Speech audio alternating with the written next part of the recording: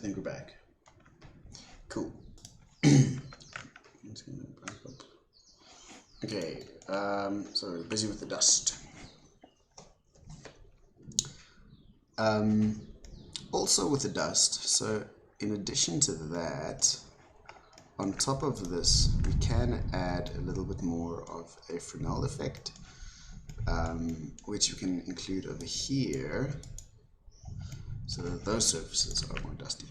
So if we go input, layer weight, or Fresnel, but I like this one more, color, ramp, facing, so you can see there, you also get the white bits, okay?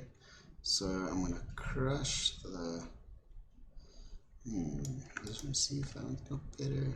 It's not really better. Okay, see if he's on.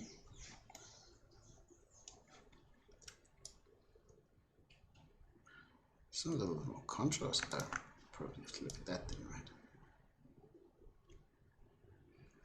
There we are, that's nice. So then if we're really looking at an angle, then we'll see the dust a lot more. Okay, so here we can add this shader, color, mix RGB to that. So say screen. Okay, so there we've got the dust that you can see. If you're looking at it there, we see the physical dust bits, and then it becomes more dusty like that. Okay, so then that we use instead of that one. So there we get that.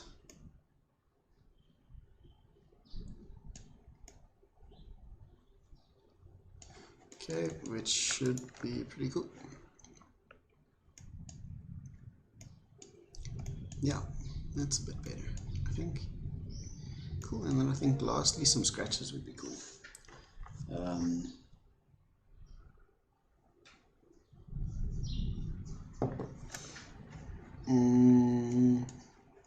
I'm not crazy about this in retrospect. What this noise is doing over there. I'd rather just have it like that, to be honest. And the main reason is that the noise isn't following, because it was just quickly unwrapped. The noise doesn't follow over edges, so we have a bit missing there and then nothing there, so it's a bit weird. That's looking cool.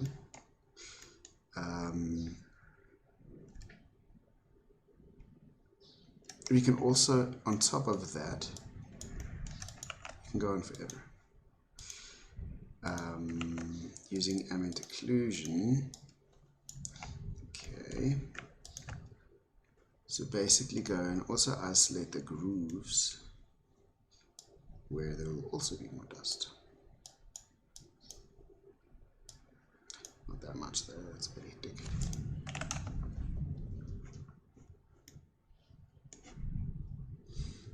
I'm losing more.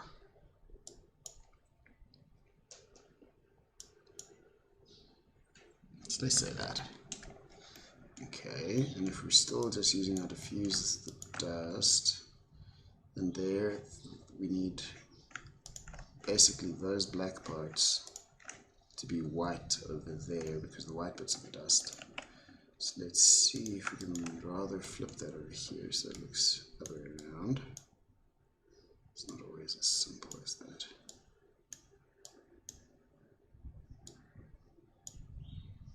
It's not unsimple though.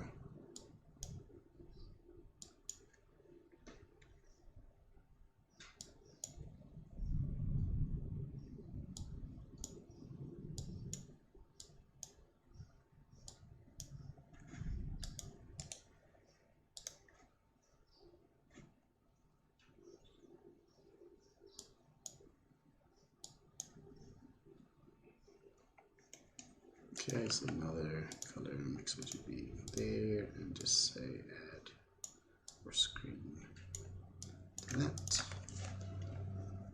That way we'll get it in the grooves a little bit as well.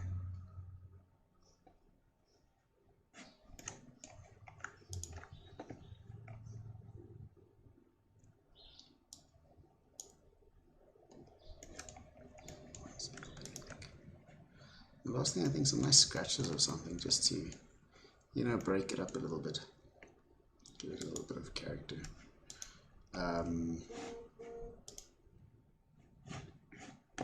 See what we got in terms of scratch touches.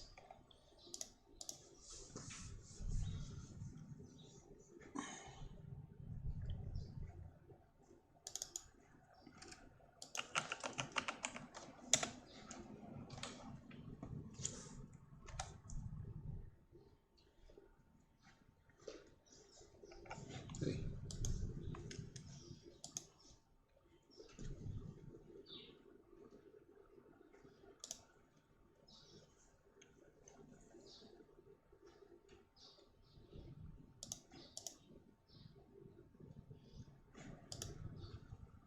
Let's use this.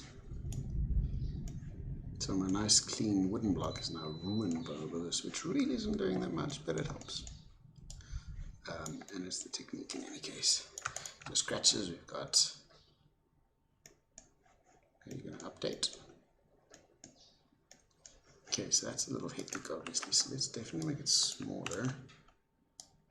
And then we can mask some of it out using a noise map or something. So it's not great, is it? I ideally want something far less. Okay, but as I was saying, we can mask out using noise. So texture noise.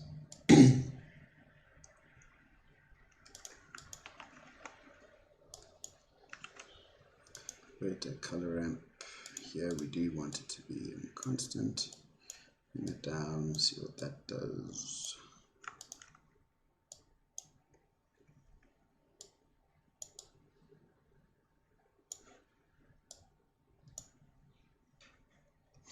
Okay, so again, we're going to be multiplying it on top of that. It's very busy. So if we go color mix, multiply completely. So then we get less of it. And if we go back to linear, we'll just have it fade out a little bit nicer, I suppose. See, this one's views are weird. So that's still a lot.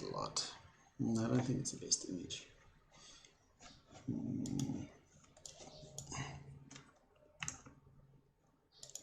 It's also be a long color.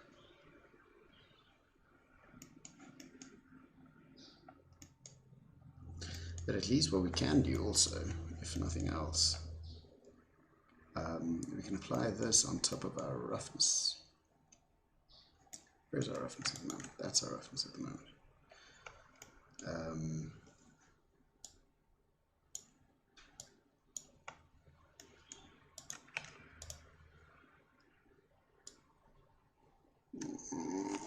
Roughness. I'll take that there. Say add. So then we'll get those at least as rough bits. Should look cool. If you can see it anywhere. Not even in the slightest.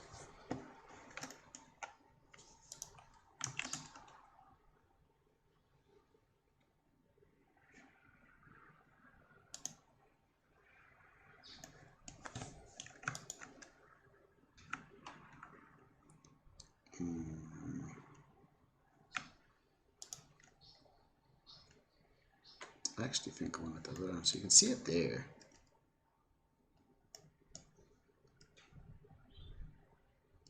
I want those bits actually to be, yeah, rougher. That makes sense.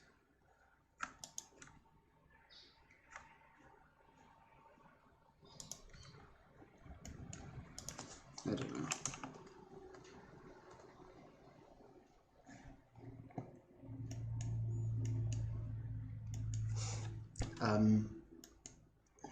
But anyway, I think, I mean, just the approach. Start with the base, add detail and layers on top of that. You know, it's just so that it's slightly more interesting than just a textured or an image shader. I just want to show as an example, I did another one just now. Let me just save that. Open up over here.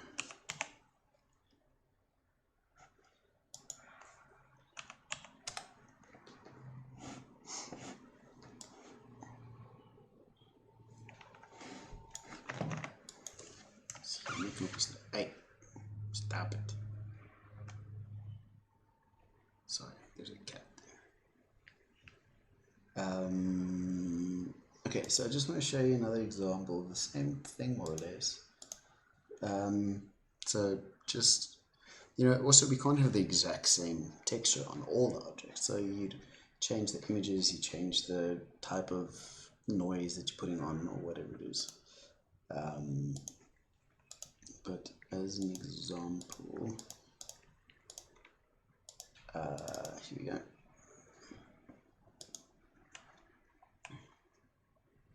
So I'm not sure if any of you saw the video where I redid showed a different way just to get the drawers a little bit easier. Here we go. Okay, so these same, I think I'm literally using the same texture image, but I've definitely roughed these up a little bit more. So the same approach, just a little slight differences to it as well. I think I also added a bit of a warp to these. Oh, no, I didn't. It'd be cool if we can just have a little bit of a, lattice deform or something. Anyway, so this one I really scuffed up badly. Okay, so as you can see, and some nice notches out of it and all of that. But just exactly the same thing. So again, I think it's literally the same texture image. Yeah, same texture image. So is it? Yes, it is. Okay, and then let's just see what I actually did here. So first of all, I added in some dirt, some dust. So dust in the grooves, so lightened the grooves rather than making them darker, which is different, but it seemed to work. And then same thing with the pointiness, lightened up the edges a bit. Okay, and then that goes in here. Now this is also where I'm doing the direction thing, and basically using that, just doing that. I'm not sure if that actually makes sense. So basically using that to then go and add on top of all of this some wiping residue. Okay, so using that, it then looks like that, and also only on the upper surfaces, but mostly over there. Okay, so it's not everywhere because that wouldn't make sense. Then from there I go and do this. Okay, so this is a random or object info node, and if you take the random channel, okay, it's basically going to assign a value from 0 to 1 on each object that has this material. Okay, so you can then drive that further using a color ramp. So if you wanted to change the color or add more variation to it, or and then I overlaid that so that the lighter bits become a bit lighter and the darker bits become a little bit darker, as if it had been repaired or made of different pieces of wood that are slightly different, but some color variation is pretty cool. And on top of that, I added some hectic scratches. So probably 2 hectic, so we can maybe make them a little bit smaller still. Okay, so that's then just the color channel, which then goes into there. Okay, the roughness, I also added my, that's not entirely correct, but it works though. So I added that to my roughness, which should actually be driven by my up and down thing, my Z thing, this, where's my separate X value? Here. It should actually be done using that. So the top gets it, but the sides don't so much. I'd actually prefer it like that, to be honest. It's just rough, it just adds detail to it. Okay, and then lastly my bump, I went and added my scratches to my bump. Okay, So there's my normal. So that's still being the normal map. Isn't doing much, is it? Isn't actually loading anything in there.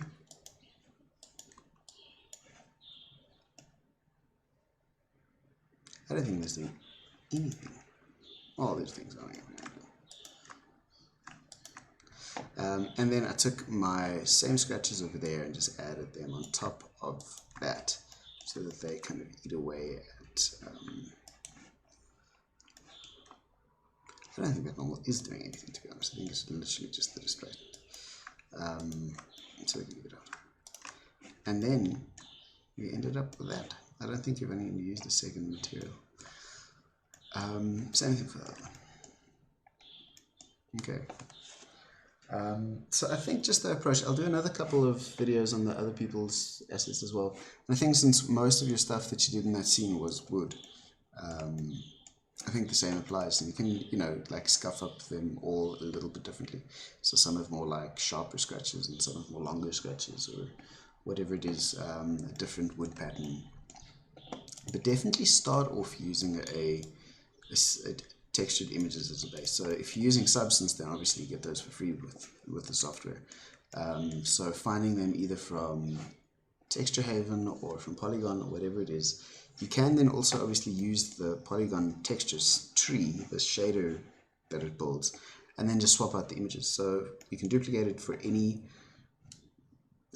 other texture set that you get. You just go and load in the color, the reflection, the gloss, the displacement, which is the bump, and then the normal. Or if they aren't one of those, then you just turn those off and disconnect them from the principal shader. Just so you start off with a more believable base.